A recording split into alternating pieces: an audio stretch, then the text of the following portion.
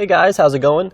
Today we're going to be going over and showing you how to install the CURT Spectrum Trailer Brake Controller here on our 2021 Chevrolet Colorado. So here's what our brake controller is going to look like installed. The only thing that's going to be mounted on the outside of our dash here is going to be the actual control knob.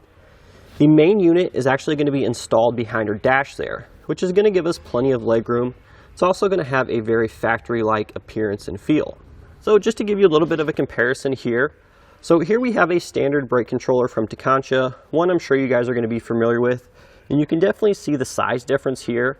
So not only does this look a little bit better, it's also going to give us more legroom. We don't have to worry about bashing our knees in the controller here because it has a much smaller profile. So the CURT Spectrum is going to be a proportional brake controller, and essentially what this means is it's going to apply the brakes on the trailer in an amount proportional to the force that we apply in our vehicle.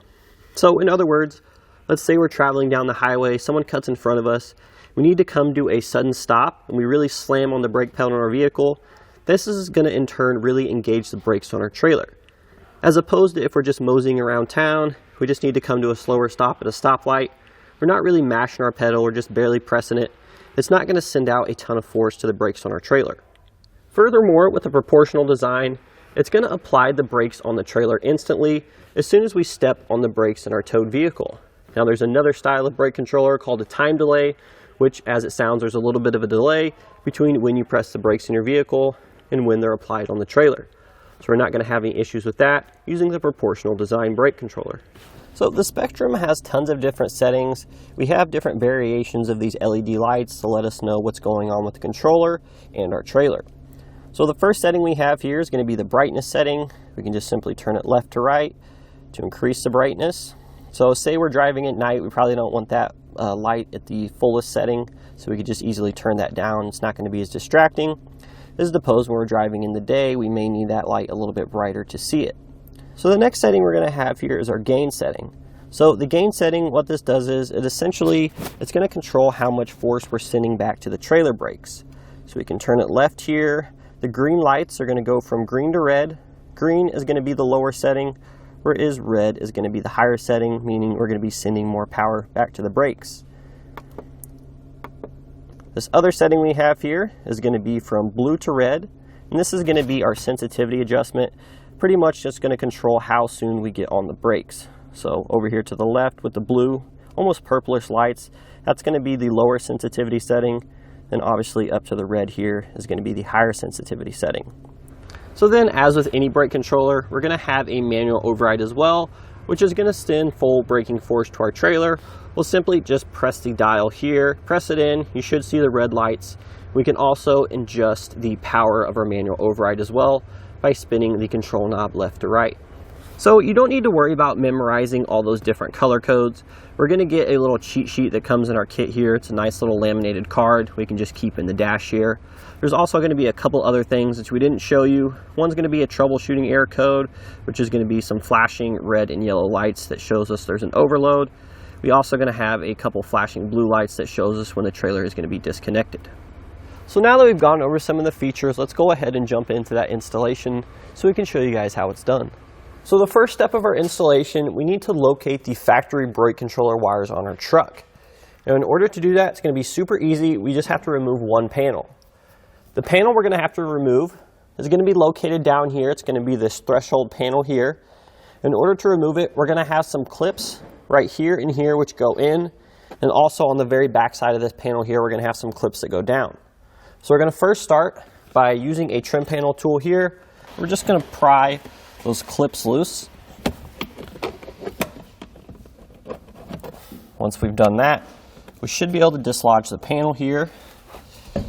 We're going to pull up on this bottom part, and we should be able to remove the panel completely. So if we look on the other end of our panel, there were two more clips here which just go straight down. We just need to pry those up with our trim panel tool, and then we can remove the panel entirely. So this is what it's going to look like behind our panel here. What we're going to notice is, here's part of our factory wiring harness here. We're going to be looking for a set of 4 wires. So if we actually just pull this out a little bit, you can see our 4 brake controller wires here, which have these rubber caps on them. We need to go ahead and free this from the main harness. So I'm just going to be taking a pair of scissors here and cutting some of that tape that we have securing the brake controller wires to the main harness. So once we have our wires separated, we can go ahead and test them so we can determine which wire has which function. Now I've already done this for you, but just to go over them with you, the red wire here, that is going to be for the 12-volt power. It also has a green stripe. The smaller black wire here is going to be for our ground. We're going to have the smaller white wire with a blue stripe. That'll be for the stoplight switch circuit. And then finally, we have our blue wire here, which is going to be for the brake output. So what I'm going to do now is, I'm going to go ahead and cut off that factory rubber there that protects the circuits. And then I'm going to take some wire strippers here. I'm just going to strip some of that jacket back. Because then we can come back with some butt connectors here. Keep in mind these aren't going to come with your kit, so you will need to pick these up. We do sell them here at etrailer. For this larger wire here, we're going to be using the yellow one. Or just simply crimp that on. Now we'll just repeat that same process by attaching the butt connector for our other 3 wires. Keep in mind, the 2 smaller wires here, we're going to be using a blue butt connector.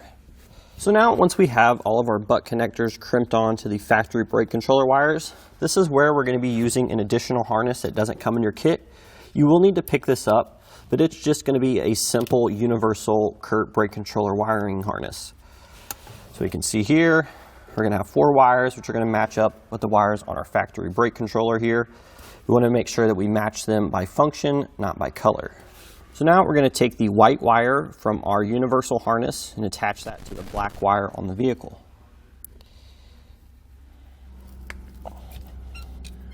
Then we're going to take the blue wire from our harness, and this one will actually be color matched to the blue wire on the vehicle.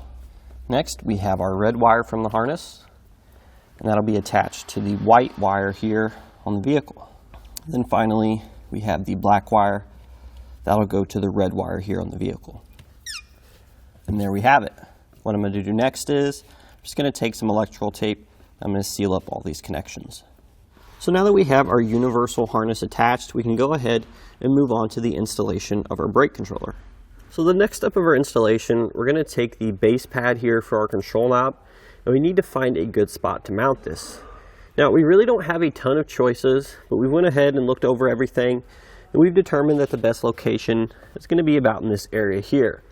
We have plenty of room, and we don't have anything behind our panel here that we could puncture or pierce when we drill through to mount the base pad. So what we're going to do now is, we're actually going to free up this panel a little bit. In order to do that, we're going to have a screw here at the bottom, which we can remove here.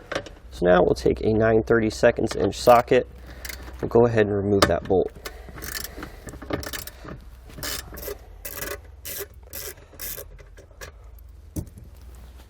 And now we should be able to pry the panel back.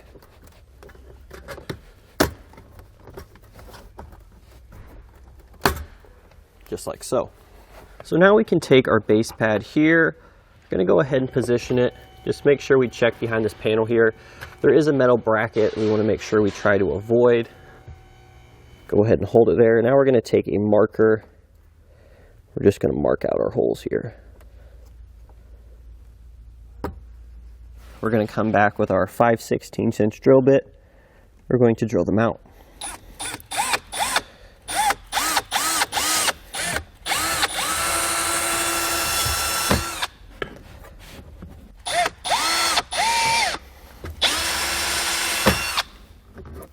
So now that we have our 2 holes drilled, we can go ahead, take our base pad here, line up our holes, and we can insert our well nut. Then we're going to come back with the provided screw and a Phillips head screwdriver and tighten it down.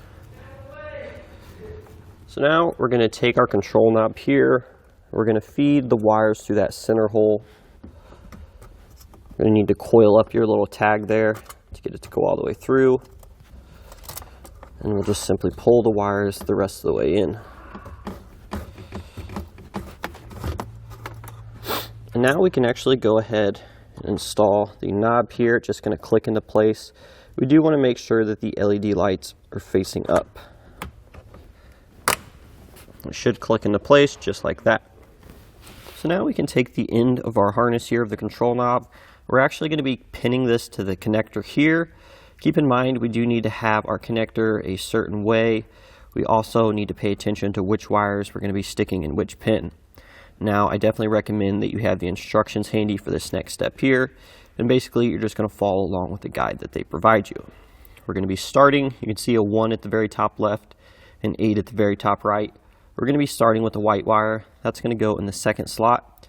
You also need to pay attention to the orientation of this metal connector here, because it'll only lock into place if it's inserted the right way. And you should hear it clicked when you have it inserted fully. So this is what it's going to look like when we have all of our wires inserted correctly. Keep in mind, if you have trouble pushing them in, a pair of needle nose pliers will definitely assist you with that. You also want to come into the inside here and make sure the metal tabs are all the way to the edge of that face there. But once we've ensured that everything is connected correctly, we'll just go ahead and close the cap here. So now we need to find a place to mount our main control unit. Now in order to mount it, you have a couple different options. Chances are you're going to want to use this double-sided tape that we're using. It does come in your kit here. Peel one side back, stick it on the module. Then we can peel the other side off and mount it. So we just need to make sure that this thing stays steady. We don't want to zip tie it to some wires where it'd be moving around. It does need to stay secure to a flat surface. If we look directly above this bracket here, that should be out of the way. It's a nice and flat surface there we can attach it to. I'm just going to hold it on there for a few seconds to get everything to bond. So now we can go ahead and make our connections. I'm going to plug the pigtail coming from the module here to the universal wiring harness that we installed a few steps earlier. Should only go in one way. Click when it locks into place, and then we'll take the pigtail from the control knob, and that should then insert into the other side of the module.